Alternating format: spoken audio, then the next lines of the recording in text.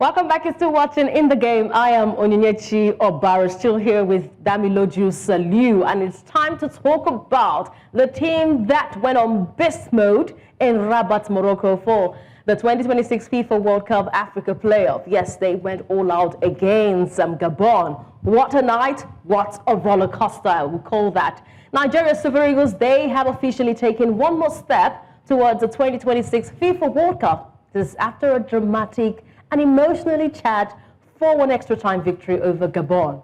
This was a match wrapped in tension from every single angle, from the forward line to the defensive line to the goalkeeping line to also, the opponents to what they had to see on the day.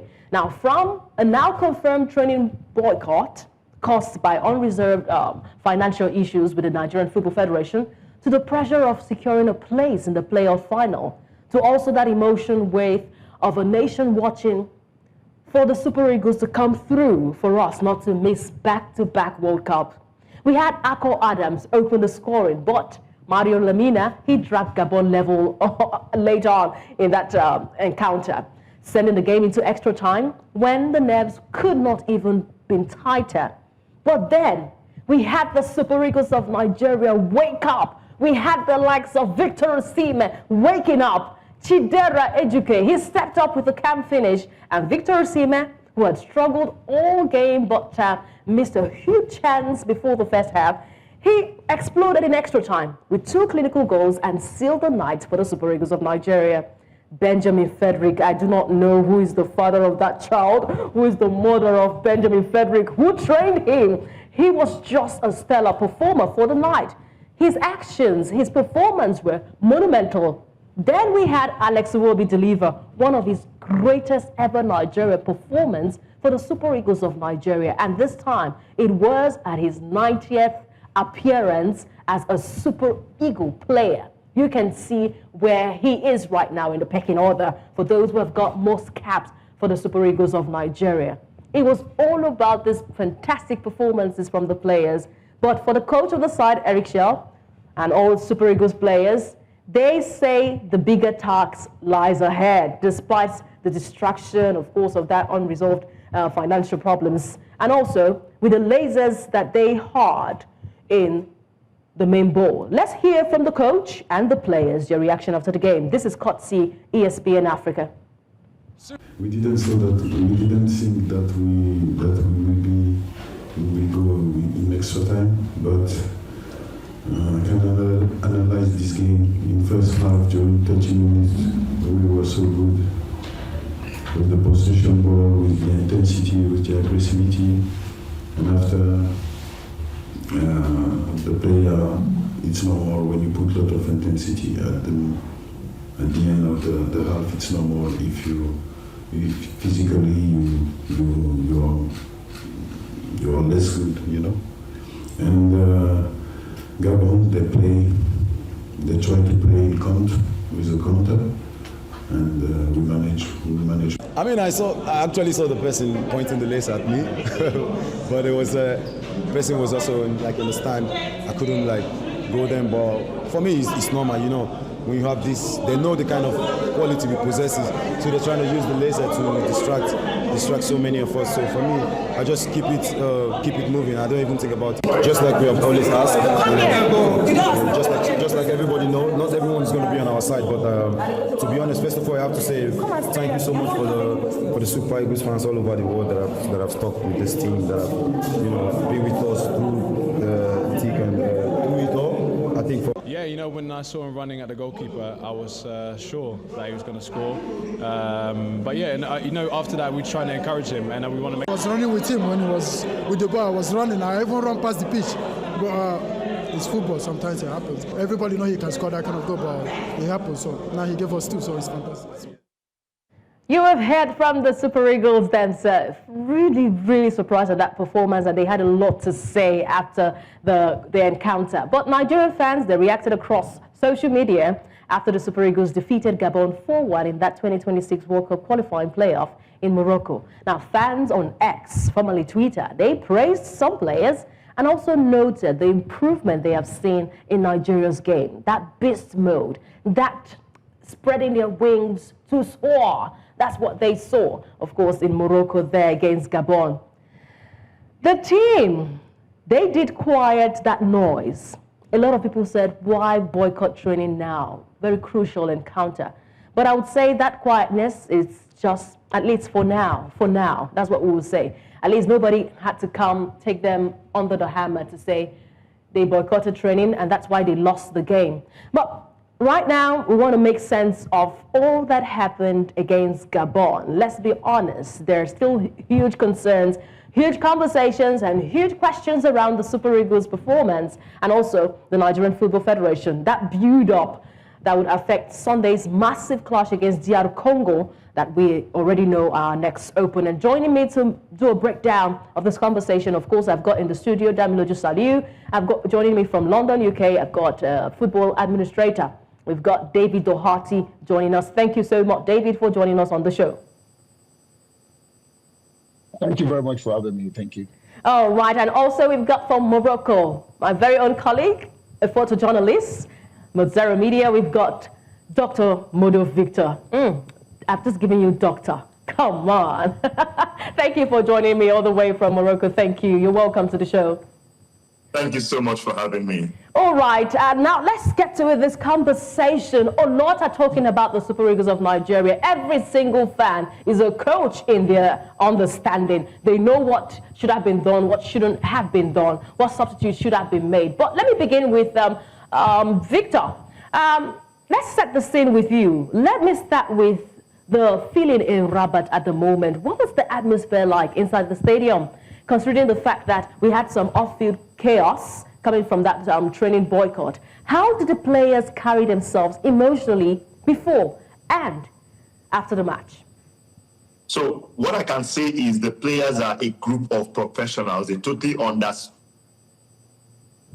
they understand what they set out to do when they decided to have the boycott, to press their demands to the Nigerian Football Federation. And I mean, they came prepared. I mean, the season is on, so it's not as if they have lower levels of activity. The season is on, and the players are at peak levels of performance and fitness. So they sat out that day to ensure they could press their demands. But when we got back to training, and that was the day before the game, they were at peak levels, getting into tackles. The mood in camp was amazing, and ultimately it showed positively on the field yesterday when we defeated Gabon 4-1. Nervy moments, sincerely, very, very nervy moments with a couple of goals that were missed, the chances we kept having first half, second half, and all of that stuff. And I mean, the most talked about Victor Osimhen miss, but ultimately, when it counted the most and mattered most, the players stepped up to the plate. Wonderful performances from a lot of them. Fredrick,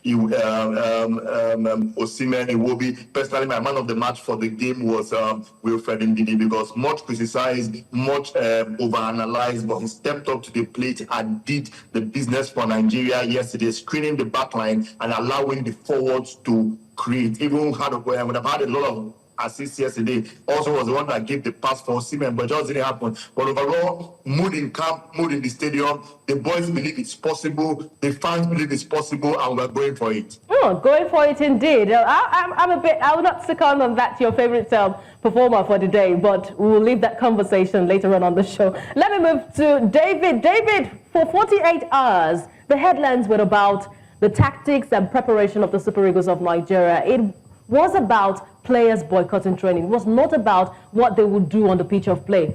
We had so much conversations around unpaid bonuses and the silence from the Nigerian Football Federation. Do you get the sense that this result silenced the noise from the fans? Or did it just postpone the whole speculations and the whole emotions we had about that training boycott?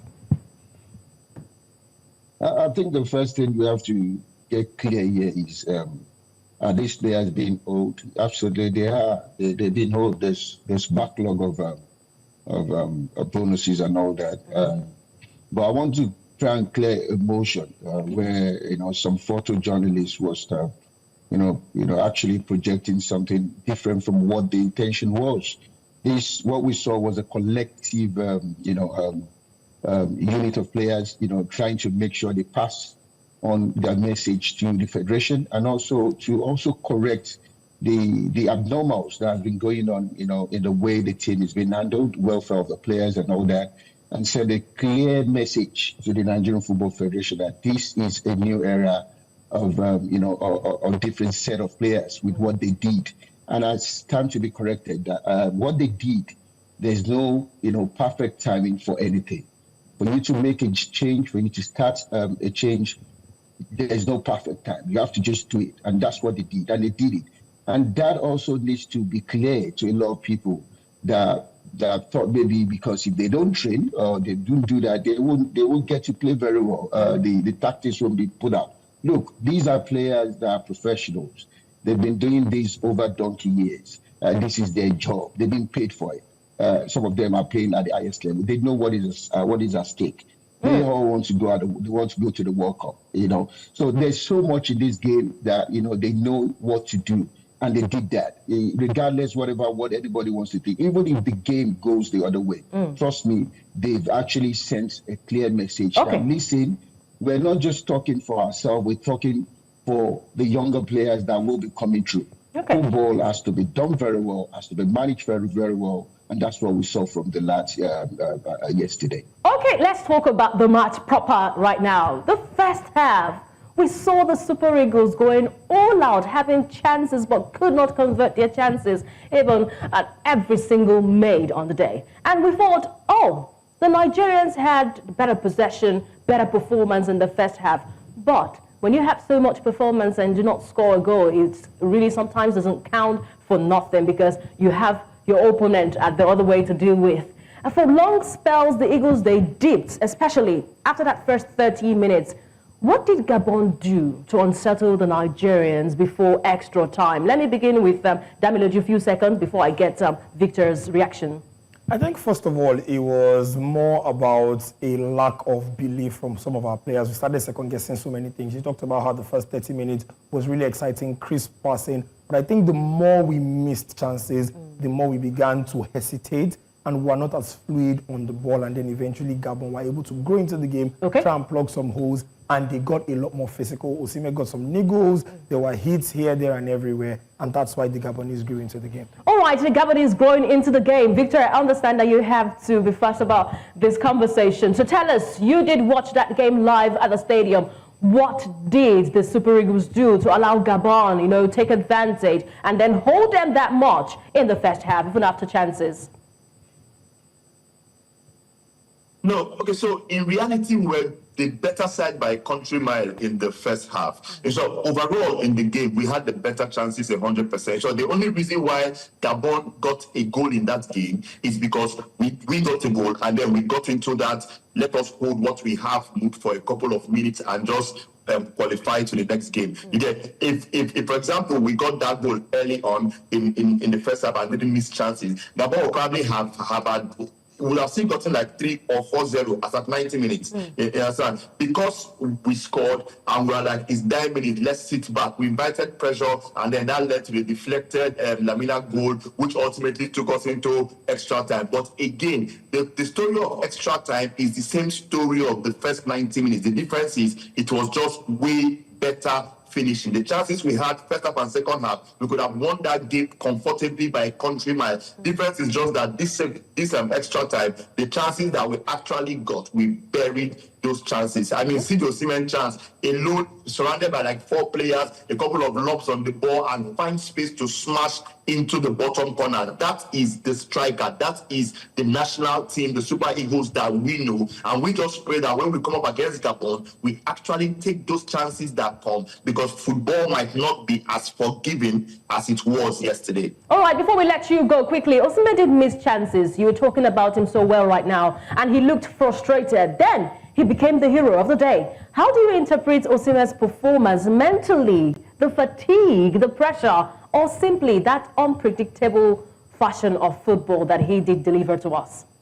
I mean, firstly, at this point, I can just plug in his nickname, Ijaya Olusosun, for a reason, right? I mean, it takes a lot of strength, a lot of mental fortitude to have the to miss that chance. I mean, it's actually not the only chance. He had a couple of opportunities in the game, yes, but to go through that rough patch in 90 minutes, and when you lost the final one, I saw the pressure come. He went down, he basically squat and went down on the field, let everything come in. In the fans, we had and from the bench, we had the other players chairman, don't worry, let's go, get up, go on. And then he entered into and then he came back in extra time, and he did the business. Now you have to be a mentality monster to miss the chances that you miss in 90 minutes, and you are not crestfallen. You believe another is going to come and you're going to score. When he scored his first goal and took off his shirt, it was not just a case of taking off just the shirt. It was more like,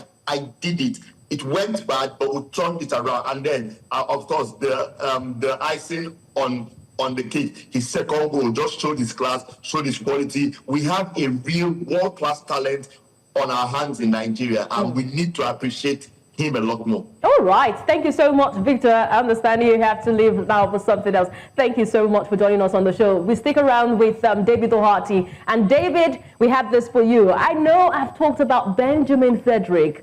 Wow, what a performer.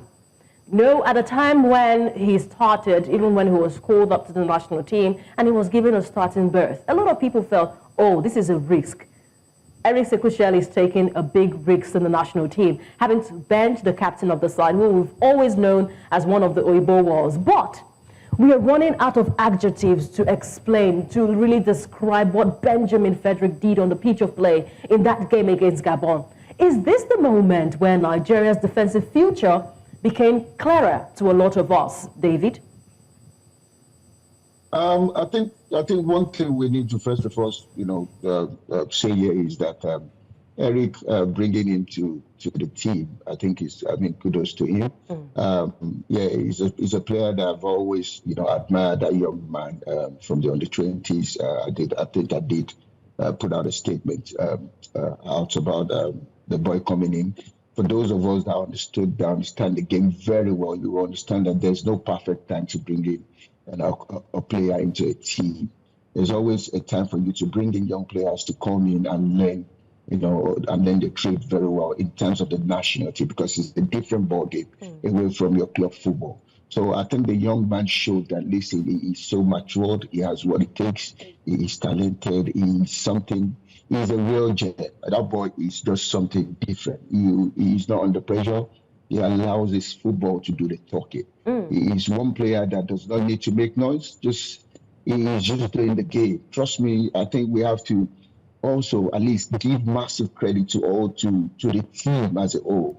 They're all doing very well. Yes, Osimhen may be, the poster boy, but trust me, football is a team game. And I think we always tend to neglect some players. And one of them is Zaidu. I think it's because of his nature.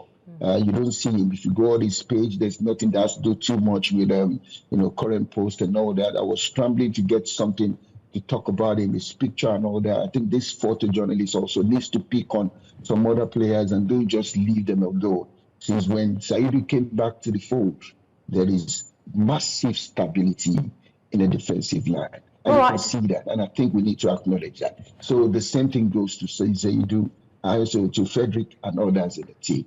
Kudos to every one of them. They've done an amazing job yesterday. All right, David, you've just been about this photojournalist. I'm hoping that you can let us into who this photojournalist is, because I'm curious to know. But before you let us into that, Damiloju. Okay. Oh, go ahead, please. I would like to know. Well, the first one about the photojournalist that was passing out a wrong information about a special bonus on Channels TV was absolutely misinformation. That information was something that was filtered around everywhere. I think he needs to understand his role as a photojournalist. There's a reason why he's there as a photojournalist. If you're trying to do the job of other journalists that probably knows what to do, they have the information to hand very well, that's a different ballgame. Now I'm talking about the young man called Puja. Anyway, I think the information about the special bonus is absolutely wrong. The players are not fighting for that. They're only fighting for the backlog of their allowances that have not been paid, and also for the future of the team. And then back to these players I'm talking about. The likes of Modo and the rest also that are photo journalists needs to try and make sure that they put out pictures, talk more about these other players that are very vital. I think we take away the good work that these players do. Without them, trust me, Osimhen may not be able to get what the services he's getting up front. They are really doing equally the same thing Osimhen is doing for the team. Osimhen, yes, he's the poster boy. Come back, he has a different mentality. He's been through a lot. You know, look, people talk about Ijaya Oluso, so I gave him that name. It's a nickname I gave him. I thought about it, and there's something around why I did that. But one thing we have to understand is... Did you say you gave him that nickname? Absolutely. I really know how that came about, and what particular day you did give him. The name is even patent already as it is. So what I'm trying to say in a nutshell, there's a whole lot that comes with that name, and there's a whole lot that I'm definitely doing with him, personally with that name. So what I wanted to tell you, what you're seeing in Osimhen, forget about if he loses goals or anything. Look, those things will not get to him. He has a different mentality. He's coming from a background that is really tough, like, you know, most of us. So if anything is coming, we don't tend to see it. He knows he's an elite player. So for me, I think, you know, losing the goal, having to lose goal, trust me, the young man has so much to give to this country. And we can all see that even within the team, that the boys are beyond just, you know, people questioning their commitment. Indeed. I also second you, of course. I'm saying let's celebrate all the players. And that's why we would pick Alex Iwobi as one of the players we're going to celebrate today, as he did mark that 90th cap in that game against Gabon. I remember when Nigeria played Gabon. This is under the likes of Yekini of blessed memory. Nigeria was really dominant there, and Yekini did score 2 goals in that encounter. It was just something I just remembered right now, making allusion to that wonderful performance. But Iwobi, Damiloju, what did he bring to the team in that game against Gabon that we have not seen in recent games for Alex Iwobi? So I think there was a maturity to Iwobi's game yesterday. He has come under a lot of scrutiny. I'm sorry, this is a video, file video of Yekini, of course, scoring 2 goals against Gabon. Osimhen's performance just reminded me of this. I'm going to ask David of his thought, but Damiloju, continue. Yes, so Alex Iwobi is a player that's divided a lot of opinions, from fans asking whether he's better as a winger or better as a central midfielder or whatnot. I think yesterday he and Wilfred Ndidi were in perfect synergy in that Nigerian midfield. Wilfred Ndidi, I think it was Mudo or David that was saying that he will give them the man of the match. I still think it was Fredrick, but Ndidi was up there with one of our best performances. He was able to take possession and eventually cycle it. And I think Alex Iwobi was able to coordinate things in that midfield as well. We did not lose our head, and there were a few times that he was able to spread the ball quickly to some of the wingers. So yesterday, I think he understood the occasion. 90 caps is no mean feat. It is something amazing. Like you saw from that list, not up to 5 players have gotten more. Exactly, that's it. He's in the top 5 now for most appearance makers for the Super Eagles. He marked it with a brilliant occasion, and we want more of this from our midfield maestro that plays for Fulham. All right, David, what nostalgic feeling did you get from seeing that foul video way back, of course, where we had Rashidi Yekini of blessed memory go with 2 goals against Gabon in that encounter? I think one thing we have to also look at is that, you know, the days that the Yekini, which I'm, you know, very, you know, fortunate to watch and see these games, is that football has really evolved. You know, a lot of people are saying, Osimhen is the greatest and all that, you know, but football they played that period, it's quite different from what you have now. It's more physicality, there's so much in it, you have to work hard, you have to be skillful, you have to be naturally talented, there's so much. Now, these days, you have it, so at times, I wouldn't say it's easy, but, you know, it's scientific and all that. You have to be athletic now and all that, so, you know, it's different. So, but for me, I think, you know, like I said, kudos to the boys, kudos to Osimhen. Blessed memory of, great Yekini, passion and everything. You can see that same thing in Osimhen anyway. But coming to Alex, I think Alex has done so well for himself. He has been through a lot. I said to everyone that, look, if a player hits the age of 26, 27, that's when you hit your peak. And that's when the best of you should be coming up. That's when people, no matter what people throw at you, such thing will get to you. You've been through all those, rough patches, and then the whole thing then molds you up, and then people start seeing the best of you from that age going forward. So kudos to him. I think there's more. One thing we have to understand is that these players knows what is at stake. It's a World Cup ticket. Forget the money. Money is not the problem here. They just wanted to make sure that they put a statement to the federation that you can't be doing your anyhowness and be doing things anyhow. Things have changed. We're in the digital age. Yeah, so they need to put that out. So money is not, the focus is more of the World Cup ticket. All right, Gabon were spirited. We saw that. Even with Pierre-Emerick Aubameyang, of course, lost in the field of play. He could not just put together or rack his head around what was really happening to his team. But I tell you, DR Congo, they would present a completely different threat to the Super Eagles of Nigeria. Every single team want to step up their play when they hear Nigeria. I need to know from you two gentlemen, where must Nigeria improve ahead of Sunday's encounter, especially if they meet this more physical side and tactically organized side like DR Congo? They could not just convert any of their chances and get a goal, but later on they were able to do that.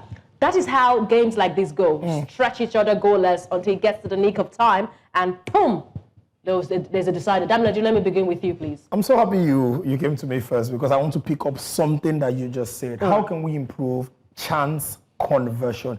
Our chance creation against Gabon was really, really exciting, especially in the first half. We had some very, very slick play and were able to move the ball forward. The problem was chance conversion. There's something Congo did against Cameroon. They held on in that game, and when they had their chance later on, they were able to take it. The Super Eagles cannot afford to create chances and not take them, because Congo have players who can punish us. So if there's one advice I'm going to give Eric Chelle and the boys, you will get chances. I know we have quality players. Make sure that when those chances come, you take them. I want that contest done in the first 45 minutes. All right, Eric Chelle said something in his post-match. He said that the word for today is passion. That since he came, that they have tried to create an identity for the Super Eagles of Nigeria, but the performance against Gabon was nothing, according to him. Maybe after the game against DR Congo, then the Super Eagles can smile, then Nigerians can smile. What does this tell you about his mindset, David? And what do you think the Super Eagles must do differently against DR Congo?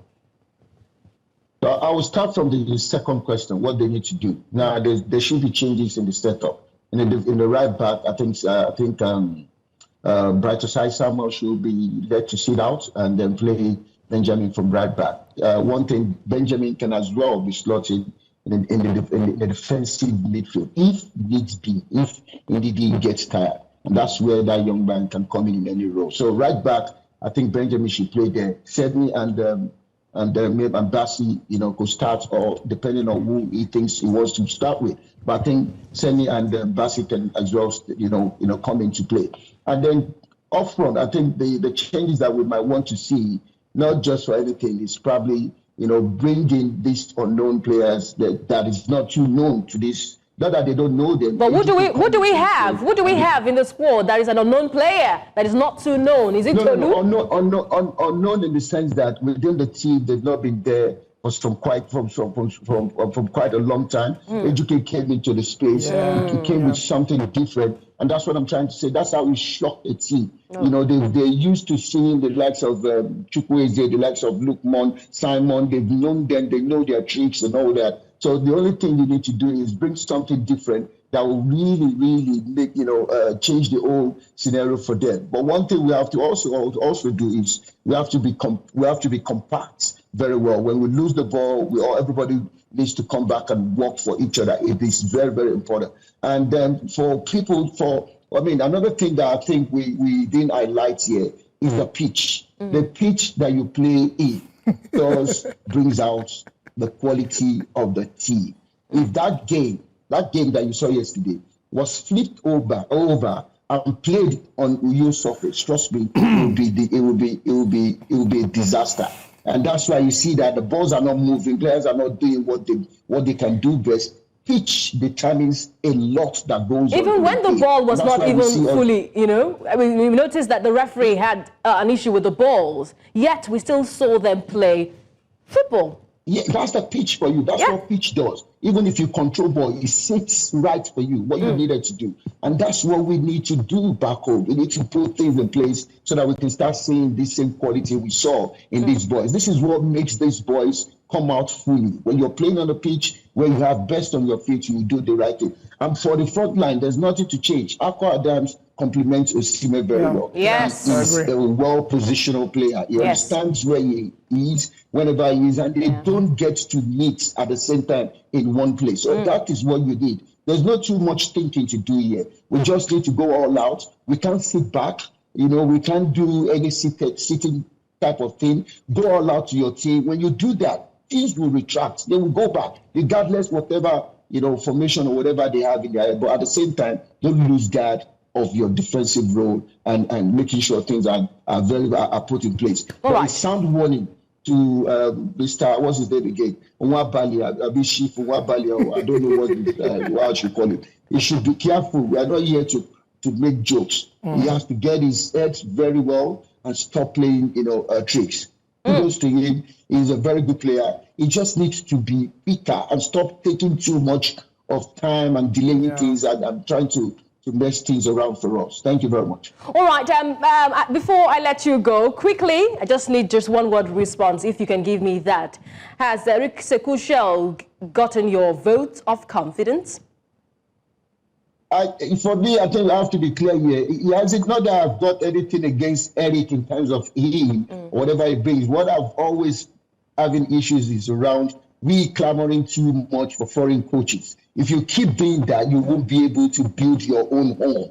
It is clear there. These are my own reasons. Okay. I don't have issues with you bringing him. I don't have issues with it. Like I said to you, I commend him. He has taken us from, not being able to do anything to where we are today. And one thing that is going on for him is that the players are really, really playing for him. That's the thing that is going very well for Eric, and he has to take advantage of it. And because of this, that reason is because he allows the players, he listens to them. Watch him. He listens to them very well. He is calm. He's a young player. He's a young coach, and things are going on very well for him. Kudos to him. I don't have issues with him anyway. All right. Thank you so much for your thoughts shared here on In the Game. Thank you so much, football administrator there from London, UK, David Doherty. Thank you for always obliging our interviews. We appreciate your time on the show.